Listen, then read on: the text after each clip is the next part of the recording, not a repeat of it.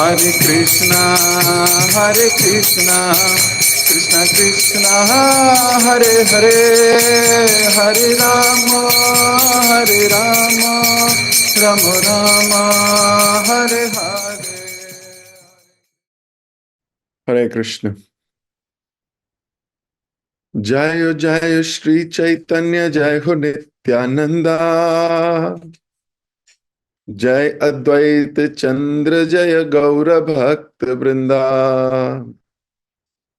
जय जय श्री चैतन्य, जय हो नित्यानंदा, जय अद्वैत चंद्र, जय गौर भक्त वृंदा। जय जय श्री चैतन्य, जय हो नित्यानंदा, जय अद्वैत चंद्र, जय गौर भक्त वृंदा। हरे कृष्ण। तो आपसे भक्तों का एक बार फिर से बहुत बहुत हार्दिक स्वागत। हम लोग श्री चैतन्य भागवत का श्रवण पाठ कर रहे हैं। बड़ी ही अद्भुत और पूरा दिन एक अलग ही उमंग, एक अलग ही रस देने वाली है ये किताब। थोड़ा सा पढ़ते हैं और फिर रह रहकर पुनः पुनः इसको टेस्ट लेने का प्रयास करते हैं, तो कई बार विस्मयजनक परिस्थिति में हो जाते हैं कि ऐसा कैसे किया भगवान ने। वो कितने सौभाग्यशाली लोग थे जिनके सामने भगवान खड़े थे, वो उन्हें देख पा रहे थे, छू पा रहे थे, उनके साथ संकीर्तन कर पा रहे थे, उनके साथ बैठ के कुछ चर्चा कर सकते थे।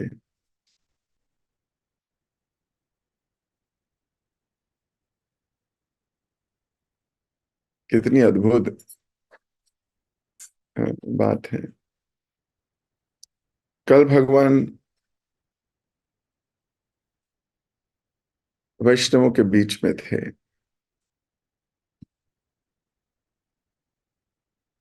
और वैष्णव जन महाप्रभु को आशीर्वाद दे रहे थे और वैष्णव जन कह रहे थे कि भजन करने वाला व्यक्ति के जीवन में सब कुछ मंगल होता है। तो अगर कोई व्यक्ति अच्छे से भजन कर रहा है, भजन क्रिया में लगा है, कैसी भजन क्रिया? जो भी गुरु ने कहा है, क्योंकि सबसे पहले श्रद्धा, उसके बाद साधु संग और उसके बाद तीसरी स्टेज है भजन क्रिया। साधु हमें या गुरु हमें भजन क्रिया करने का बताते हैं कि आपको ऐसे करनी है। अपनी मर्जी से नहीं करते हम। ध्रुव महाराज को जब नारद जी मिले तो ध्रुव महाराज ने नारद जी से पूछा, मुझे कैसे करनी चाहिए भक्ति, मुझे क्या करना होगा? तो नारद जी ने उनको एक मंत्र दिया, ओम नमो भगवते वासुदेवाय। तो ध्रुव महाराज ने ये नहीं कहा, नहीं नहीं मुझे दूसरे वाला दो, ये वाला मंत्र मत दो, मुझे कोई और वाला मंत्र दे दो भाई, कोई और दे दो। ऐसा नहीं कहा। जैसे नारद जी ने इनको जो मंत्र दिया वही मंत्र करके भक्ति करने लगे। तो भक्ति अपने मन की इच्छा से नहीं होती है। साधु संग में जो कहा जाता है वैसे भक्ति करनी चाहिए। और फिर जैसे जैसे नारद जी ने कहा ऐसे खड़ा होना होगा, एक स्थान ढूंढो जिसमें ऐसा हो, ये हो, आपकी पहले महीने आपको क्या करना है, दूसरे क्या करना है, तो बिल्कुल उसी को एग्जैक्टली अपने गुरु की जो कथन थे उनको कानों में भर लिया और फिर उसी के अनुसार कार्य किया। ये बड़ा इंपॉर्टेंट है। इसलिए कई बार लोग बोलते हैं, प्रभु जी हम कर तो बहुत समय से रहे हैं पर कोई बदलाव नहीं आ रहा है, या कुछ अच्छा नहीं हो रहा है, मंगल नहीं हो रहा है। वो इसलिए क्योंकि जैसा कहा गया है वैसा नहीं कर रहे हो, उसमें कुछ अपनी मिलावट कर रहे हो। कहा गया है इतने समय में उठना है, इतने समय में आरती होनी चाहिए, इतने में जप होना चाहिए, क्लास होनी चाहिए, श्रवण करना है, फिर मनन करना है, फिर चिंतन करना है, फिर उसे जीवन में लाना है, फिर समन्वय तक लेके जाना है अपने हृदय को। क्योंकि ये बाकी स्टेजेस गायब हैं, इसलिए नहीं हो रहा है।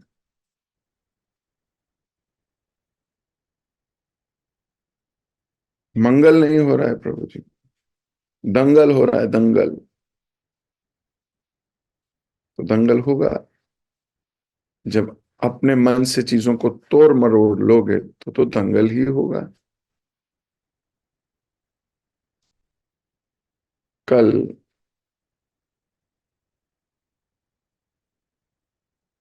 महाप्रभु को वैष्णव जन कह रहे थे, कृष्ण की भक्ति से अगर कोई विहीन होकर सुंदरता, विद्वता, धन, अगर ये सब है भी तो उसका कोई मूल्य नहीं है। और कह रहे थे, कृष्ण के प्रति प्रेम विकसित करने का प्रयास करो। इसका मतलब कि अभी स्वाभाविक स्थिति में हमारा जो भी प्रेजेंटली स्वभाव है, इसमें कृष्ण प्रेम है नहीं। इसको डेवलप करना पड़ेगा। विकसित मतलब होता है डेवलप। तो वैष्णव ने कहा कि महाप्रभु को कि कृष्ण के प्रति प्रेम उत्पन्न करने का प्रयास करो। यानी कि ये प्रेम डेवलप किया जा सकता है। ऐसा नहीं है कि कोई बचपन से कृष्ण भक्त है तो वही भक्ति कर सकता है, ऐसा नहीं है, बिल्कुल भी नहीं है। कृष्ण प्रेम को डेवलप किया जा सकता है।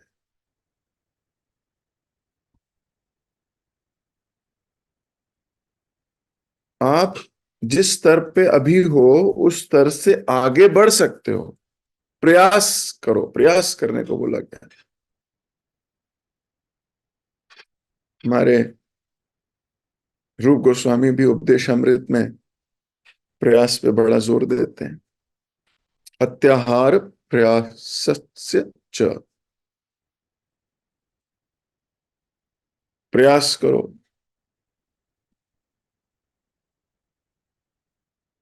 कृष्ण में प्रेम डेवलप करने का प्रयास कैसे होगा? प्रयास होगा जब भक्ति पथ पर चलोगे, भक्ति के मार्ग को अनुसरण करोगे,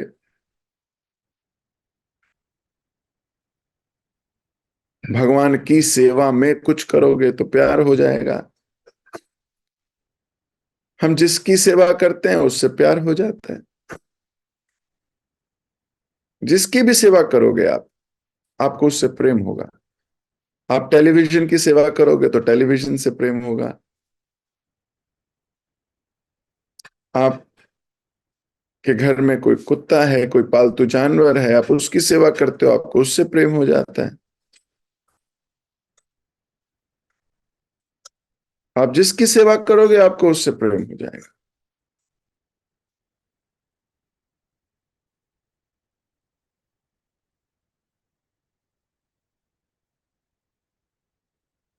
तो हमें अपनी सेवा की इन्वेस्टमेंट किधर करनी है, ये बुद्धि है। मैं कहाँ इन्वेस्ट करूं अपनी सेवा की रुचि को? क्योंकि सेवा की रुचि सब में है, हर कोई किसी न किसी की सेवा कर रहा है। जो कृष्ण की नहीं कर रहे वो माया की सेवा कर रहे हैं, जो माया की कर रहे हैं वो कृष्ण की नहीं कर रहे हैं। सेवा तो हर कोई व्यक्ति करना चाहता है, चाहे अपनी बीवी की, चाहे अपनी माँ की, चाहे अपने बॉस की, चाहे अपने घर की, चाहे अपने कुत्ते की, चाहे अपने गाड़ी की। हर कोई व्यक्ति सेवा कर रहा है। जहां आप अपनी सेवा की इन्वेस्टमेंट करोगे, उसी वस्तु, उसी व्यक्ति, उससे आपको प्रेम हो जाएगा, अटैचमेंट होगी उस। इसलिए अपनी सेवा रूपी जो अभिलाषा है, जो सेवा रूपी आपकी इच्छा है, उसको बुद्धि का प्रयोग कर कर कृष्ण की ओर ले जाना चाहिए, तो कृष्ण से प्रेम हो जाएगा।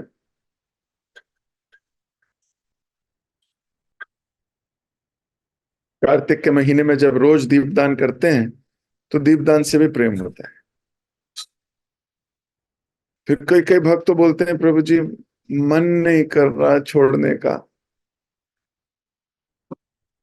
तो क्या हम कंटिन्यू कर सकते हैं दीपदान? मैं बोलता हूं कर लो, पर फिर थोड़े दिनों में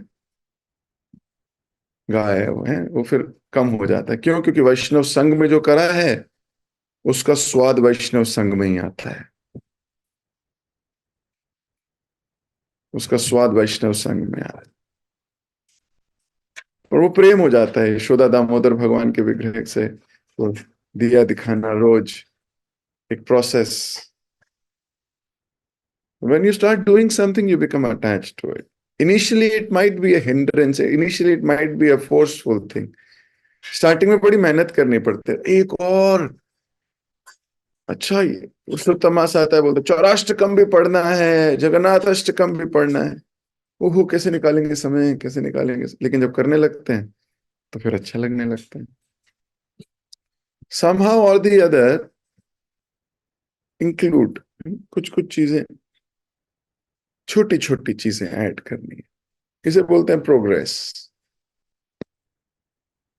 जितना मैं पिछले साल भक्ति कर रही थी, इसलिए कई भक्त जब मुझसे जन्मदिन पे मिलने आते हैं, 1 to 1 भी करते हैं कभी, तो हम ये प्लान बनाते हैं फिर कि अच्छा, ये एक चीज हम इस साल ऐड करते हैं अपनी भक्ति में, बस ये छोटी सी एक चीज, फिर पूरे साल उसको कंटिन्यू करो, तो देखते हैं वो एक चीज आ गई अब, फिर अगले साल फिर एक छोटी सी चीज ऐड करते हैं, तो 4 5 6 सालों में कई चीजें ऐड हो जाती हैं, जो एक साथ करना नामुमकिन था, लेकिन धीरे धीरे धीरे धीरे उसको करना आसान हो जाता है। तो भक्तों ने भगवान को ये कहा, कृष्ण में प्रेम विकसित करो। कितना विरोधाभास सा प्रतीत होता है कि भक्त भगवान को कह रहे हैं, पर क्योंकि भगवान अभी भक्त लीला में है, और भक्त भी परिपक्व भक्त नहीं दिखा रहे अपने को, अभी तो भक्ति में आए हैं, नया भक्त है, तो वैष्णवों को लग रहा है एक नया भक्त आया है, और उस नए भक्त को आशीर्वाद दे रहे हैं। This is the consciousness of Vaishnavas. जब वो किसी नए भक्त को देखते हैं तो खुश हो जाते हैं, और उसको प्रोत्साहन देते हैं भक्ति आगे करने का। ये नहीं कि अपनी भक्ति भी उसकी तरह डाउन कर लें।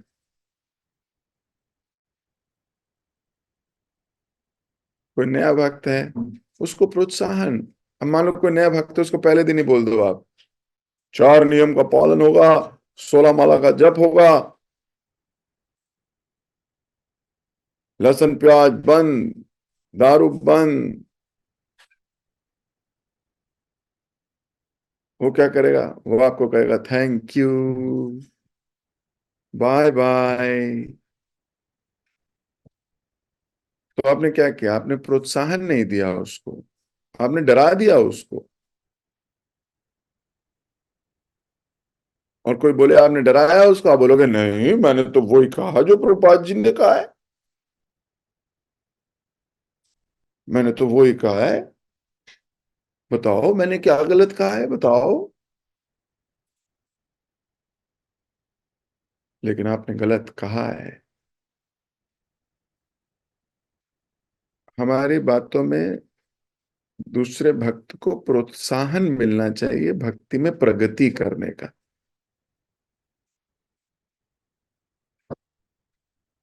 इसीलिए जब हम साथ बैठते हैं तो पर्सनल इंस्ट्रक्शंस मिलती हैं, क्लास में जनरल इंस्ट्रक्शंस मिलती हैं। पर्सनली बैठ के पर्सनल इंस्ट्रक्शंस मिलती हैं, व्यक्तिगत संबंध होता है। लेकिन हाँ, हम बहुत सी बातें भक्ति की क्लासेस में ही बताई जाती हैं ताकि आप उस पर प्रोग्रेस कर सको। हर व्यक्ति को अपनी अपनी प्रोग्रेस के बारे में पता है, मैं कहाँ लैग कर रहा हूं और मुझे क्या करना चाहिए। But we should feel motivated to do bhakti more. अब उसमें कभी कभी पिटाई होगी, कभी कभी पुचकारा जाता है, कभी कभी बड़ा खुशी का माहौल लगता है, हाँ आई एम डूइंग नाइस। कभी ऐसा भाव आएगा, कभी भाव आएगा ओहो मैं क्या कर रहा हूं। तो वैष्णव का हर वक्त यही ख्याल है, कैसे आपकी भक्ति बढ़े, कैसे आप प्रोग्रेस करो, और कुछ नहीं है। शास्त्र किस लिए भगवान ने बनाए? इसलिए बनाए ताकि भक्त उसे पढ़ के प्रोग्रेस कर सके, उसका प्रेम बढ़े। ये क्लासेस का क्या उद्देश्य है? क्लासेस का उद्देश्य है आप सब लोगों की भक्ति में वृद्धि हो, कृष्ण की सेवा करने में आपको आनंद आने लगे, इस कृष्ण भावनामृत वाली जिंदगी आपको अच्छी लगने लगे, आपको टेस्ट आए। सो महाप्रभु को सारे भक्त मिलके आशीर्वाद दे रहे हैं। ये वचन सुनकर श्री विश्वंभर अत्यंत प्रसन्न हो गए। भक्तों की ओर देखते हुए उन्होंने कहा, निश्चय ही आपका आशीर्वाद व्यर्थ नहीं जाएगा। आप जैसे महान भक्त श्री कृष्ण की भेंट देने में पूरी तरह सक्षम हैं। भगवान श्री कृष्ण उनके भक्तों की सेवा करने वाले लोगों पर विशेष अनुग्रह करते हैं। ये मेरा परम सौभाग्य है कि आप सब मुझे भक्ति पथ की शिक्षा दे रहे हैं। मुझे पूरा विश्वास है कि यदि मैं आप जैसे शुद्ध भक्तों की सेवा करूंगा तो मेरे चित्त में श्री कृष्ण चरण कमलों के प्रति अनुराग उत्पन्न हो जाएगा। महाप्रभु क्या कह रहे हैं कि जो भक्तों की सेवा करता है, कृष्ण उस पर विशेष अनुग्रह करते हैं। और महाप्रभु बोल रहे हैं, मुझे पूरा विश्वास है, आधा नहीं, 75% नहीं, 70% नहीं, कि अगर मैं आप जैसे शुद्ध भक्तों की सेवा करूंगा तो मेरे चित्त में श्री कृष्ण चरण कमलों के प्रति अनुराग उत्पन्न हो जाएगा। तो हम जिस भक्त की सेवा करेंगे और वैष्णवों की सेवा करोगे तो आपके हृदय में कृष्ण के प्रति सेवा करने का भाव उत्पन्न। ये भगवान के भक्त कुछ भी कर सकते हैं, कृष्ण को भी दे सकते हैं।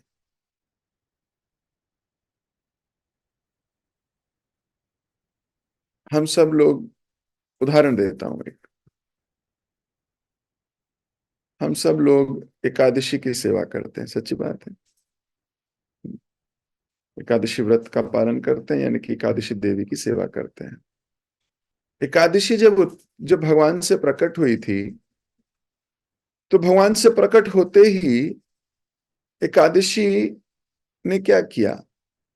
राक्षस को मार दिया, है ना, वो पाप पुरुष खत्म, मार दिया बिना भगवान से पूछे।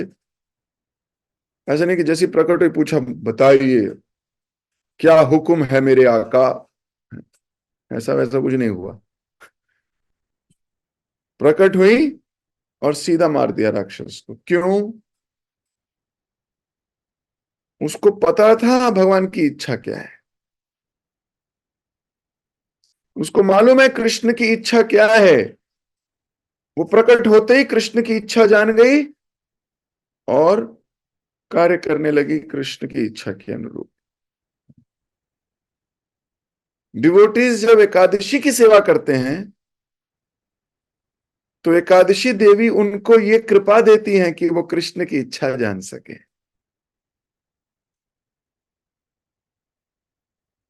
आप जिस भक्त की सेवा करोगे उसकी जो योग्यता है वो आप में आने लगेगी।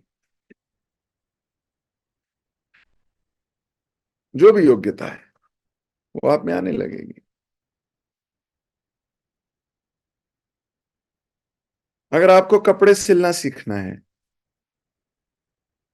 तो आप कोई माता जी ढूंढोगे जिनको कपड़े सिलना आता है, बस 15-20 दिन उनके साथ बैठ के सेवा करो, आपको भी आ जाएगा। आपको माला बनाना सीखना है, माला कैसे बनाते हैं भगवान के लिए, तो जिन माता जी इसको माला बनाना आता है उनके साथ बैठ के उनकी सेवा करोगे, थोड़ी देर उनके साथ देखोगे, ऑब्जर्व करोगे, करोगे, प्रसन्न होंगी तो वो भी कहेंगी आपको, अच्छा आप भी सू उठाइए, चलो आप भी कोशिश कीजिए, आपको थोड़े दिन में माला बनानी आ जाएगी। आप जिस भक्त के साथ सेवा कर रहे हो, जिस भक्त की सेवा कर रहे हो, आपको वो गुण आपके अंदर प्रकट होने लगे। अब जैसे हमें मान लीजिए मृदंग बजाना नहीं आता, तो क्या करें? जिनको मृदंग बजाना आता है उनका थोड़ा संग करोगे, उनकी थोड़ी सेवा करोगे, वो प्रसन्न हो गए, वो आपको सिखाएंगे, आप सीख जाओगे।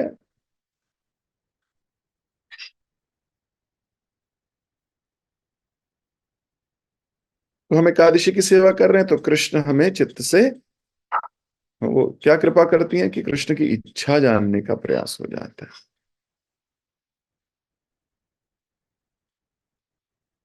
से बोल रहे हैं मेरा पूरा सौभाग्य है कि आप भक्त मुझे शिक्षा दे रहे हैं।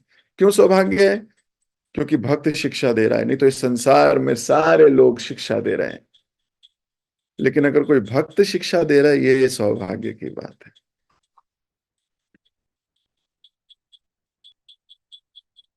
नम्रतावश महाप्रभु गिर गिर कर भक्तों के चरणों को पकड़ने लगे।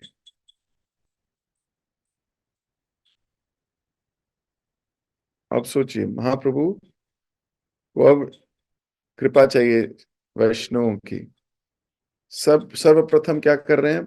चरण पकड़ रहे हैं। चरण पकड़ने का अर्थ है शरणागति स्वीकार करना। महाप्रभु चरण छू रहे हैं। चरण छूने का अर्थ होता है मैं आपकी आज्ञा का पालन करूंगा।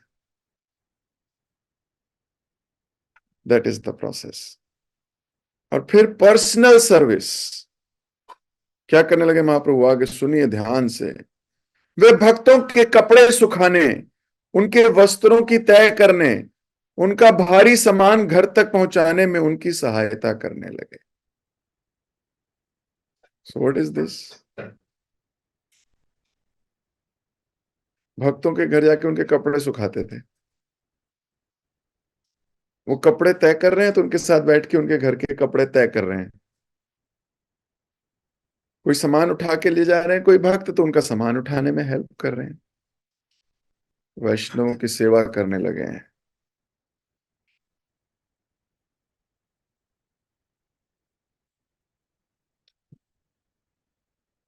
सब भक्त प्रेम पूर्वक उन्हें रोकने का प्रयास करते हुए कहते, विश्वंभर तुम ये सब क्या कर रहे हो? परंतु महाप्रभु उनकी सेवा नहीं छोड़ते। इस प्रकार महाप्रभु प्रतिदिन अपने भक्तों के कार्य साध कर नाना प्रकार से उनकी सेवा करते। महाप्रभु बोल सोचते ये सारे लोग सीनियर है, बहुत पहले से भक्ति में है, मैं अभी अभी आया हूं, मैं तो कुछ नहीं जानता, तो मैं इन भक्तों की सेवा करूंगा। और वैष्णव सेवा से परम पुरुषोत्तम भगवान प्रसन्न होते हैं। वैष्णव सेवा परम सिद्धि। वे पूर्ण पुरुषोत्तम भगवान हैं, परंतु फिर भी अपने पद को त्याग कर वे भक्तों की सेवा कर रहे थे। वाह! अरे कहां मिलेंगे ऐसे भगवान हमको? परम भगवान जिनकी सेवा करने के लिए देवों के देव लाइनें लगा के खड़े रहते हैं, एक झलक मिल जाए, वो भगवान जिनकी सेवा तो दूर की बात है, दर्शन करने मात्र के लिए अरबों खरबों जन्मों से कोई मुनि कोई ध्यानी तपस्या कर रहा है।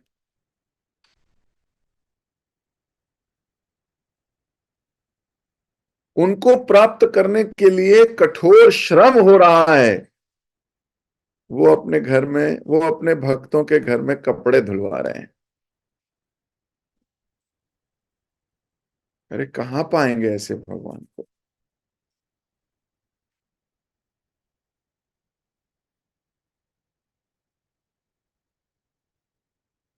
कपड़े सुखा रहा है, सोचो, तय लगा रहा है, सामान उठा रहा है, बोझ उठा रहा है। और केवल ये तो तीन चार लिखे हैं, आगे क्या लिखा था, नाना प्रकार से। मतलब जैसा जो भी दिख रहा है, जैसा भी कर सकता है वो कर रहे होंगे। जहां वैष्णव सेवा की अवसर मिला, भगवान स्वयं सेवा करने लगे हैं। ओहो, अब इससे कैसे बाहर निकलेंगे आज पूरा दिन। कमाल है। जिनकी एक झलक पाने के लिए आप, मैं, हम सब, पता नहीं कितने ही लोग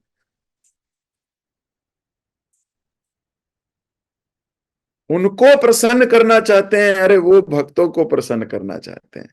हमें ये कुंजी, हमें ये इतना सूक्ष्म चीज मिल गई है शास्त्रों में। वैष्णव सेवा परम सिद्धि, ये केवल वैष्णव जान सकते हैं। और ये बात वैष्णव समाज में ही हो सकती है। बाहर के लोग तो, या ईर्ष्यालु लोग, इसको नहीं समझ पाएंगे, नहीं समझ पाएंगे इसको। वो इसकी इंपॉर्टेंस नहीं समझ पाएंगे।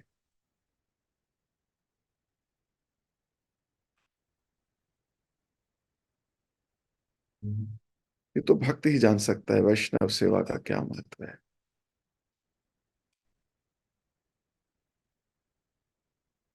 भगवान तक सेवा की अपॉर्चुनिटी ढूंढ रहे हैं।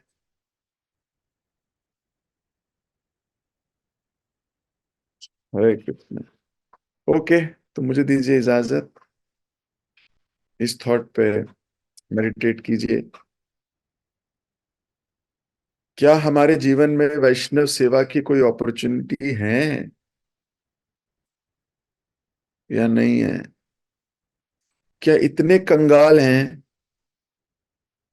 कि कोई वैष्णव सेवा की कोई अपॉर्चुनिटी नहीं है? इस पे विचार कीजिए। जगत गुरु शिल प्रभुपाद की जय। श्री चैतन्य भागवत की जय।